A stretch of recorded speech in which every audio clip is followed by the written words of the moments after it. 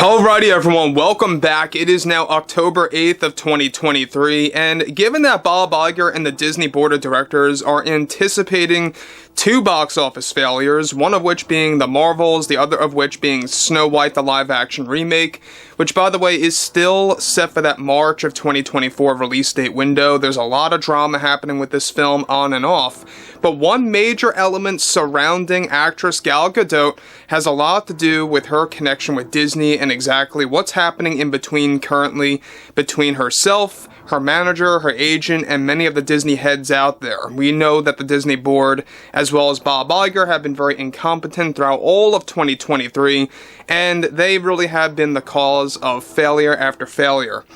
This is Mike Zero. Subscribe if you're new and like this video to see future updates. I'm also on Twitter at Mike01. I thank you also very much for the great and kind support. And one major development surrounding Snow White, the live-action remake, and Gal Gadot's connection to Disney is actually quite alarming for herself as an actress. Now, we know that there's a lot of things happening with Snow White, not just because of the marketing campaign really going through a very big challenge right now for Disney.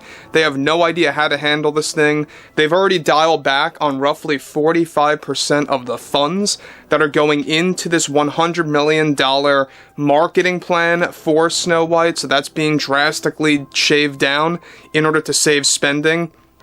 But what's interesting about all of this has a lot to do with Bob Iger and the Disney heads and what they recently did with Gal Gadot. Let's discuss.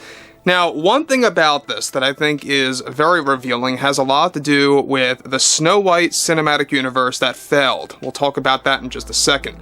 Now, specifically, with actress Gal Gadot caught up in all the Snow White drama, one major development has to do with her connections with Disney and why everything has been falling apart for her. As it turns out, in a shocking turn of events, one crucial decision that Disney recently made was to cut all ties with Gal, and that they fired and removed her from a couple of roles that she was supposed to obtain with Disney after Snow White.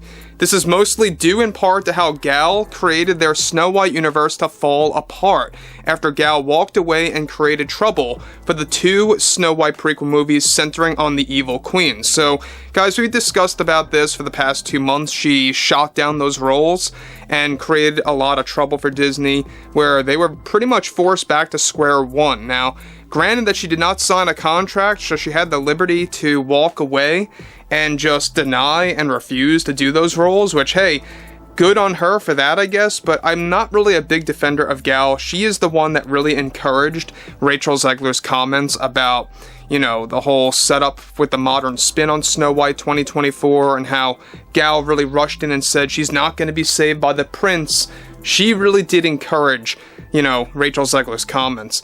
Now, specifically, alright, on top of all of that, we know that the evil queen was supposed to have 2 movies focusing on herself that Gal Gadot actually shot down, and this created a lot of trouble for Disney. This is the very beginning of the drama that led to Gal getting banished by Disney, essentially, and losing all of these major roles.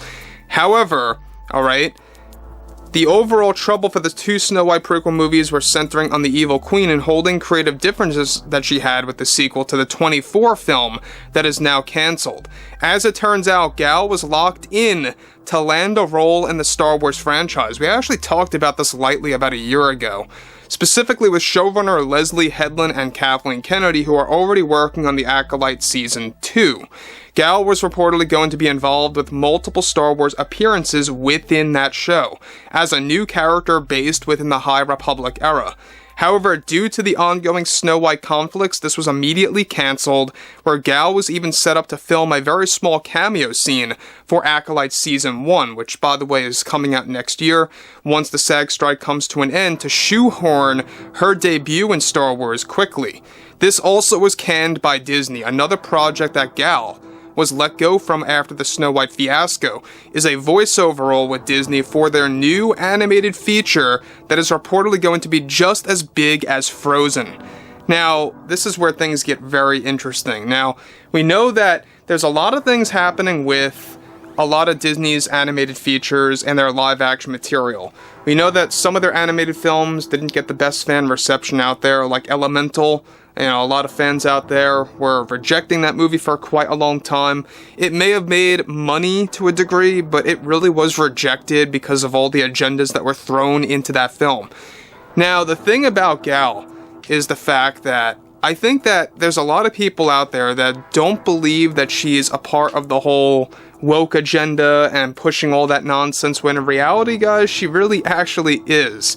I don't know if you all knew this, but she did say that, you know, she's a feminist, and that if you're not a feminist, then you're a chauvinist. She has said that on camera before. You can find it online somewhere. She has made that openly clear. And the thing about that also, we gotta remember how she really encouraged Rachel Zegler's comments multiple times, mind you, about Snow White. She even said things on her own in her own interviews that she fully supports Greta Gerwig and her overall approach to Snow White 2024, so that's another big red flag there. Now, look, we know that Gal's connection to Disney is already destroyed, and the fact that she was going to land a couple of roles in the Star Wars franchise, specifically within one show, is not all that surprising. We know that Leslie Headland is trying to obtain a couple of A-list actors, or even B-list actors, to make appearances in the Acolyte series, to kind of get familiar faces in there, to get fans interested, and I don't think it's going to work at all. We know that Carrie-Anne Moss from the Matrix movies are in the Acolyte. She's one of the main characters, in case you guys did not know that. So a lot of people that like the Matrix movies, they're going to be like, alright, that's Trinity from the Matrix, alright. She feels that by doing that, it's going to get the fans hooked. I don't think so. That show looks like a disaster in the making already as it is. Now, this is where things pick up even more. Gal was even aimed to be one of the main lead characters in that new animated feature to sing plenty in this new untitled film, codenamed Euphoria. The general concept of this film by Disney is about characters in people's dreams that are alive, and Disney is set to announce this as early as Q2 of 2024. The only connection that Gal has left with Disney right now is Snow White 24. Her planned Star Wars roles and the one big role for the animated feature are no longer happening, and have been put on hold to find a new actress to join in those projects. Gal even tried to challenge Disney on this with no resolution between herself, using her agent and manager as those in between, as the messenger that did not work out in the long run. Now, look, we know that Disney's trying to obtain more familiar faces in their franchises. They got Angelina Jolie in the Marvel Cinematic Universe with the Eternals. It didn't quite work out as planned for them, and they were trying to do the same exact thing with Gal Gadot in the Star Wars franchise. And in fact, believe it or not, they were trying to get Jolie in Star Wars. That also did not work out. That fell flat, and those talks really came to a halt months ago. But what's interesting about this is the fact that all because of the Snow White drama and the fiasco surrounding that universe falling apart because of Gal, that's ultimately what led to her banishment from Disney and losing these two major roles over at Disney. As far as we know, that's all that she was going to be involved in with Disney after the Snow White franchise, or the film, if you will, in this case. So, I would like to hear what you all have to say about this below in the comments, and if you guys did enjoy the content for today, make sure to drop a thumbs up on this video to support the channel, and I will catch you guys later.